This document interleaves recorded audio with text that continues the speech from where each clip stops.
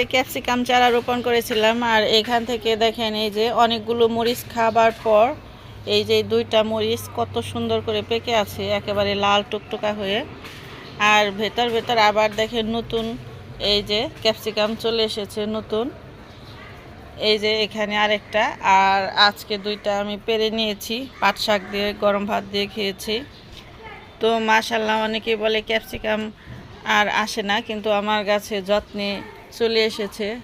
এই যে দেখেন আরও ফুল অসংখ্য, আবার ক্যাপসিকাম চলে আসবে। তো আমার কাছে মনে হয় যত্ন করলে সবই সম্ভব।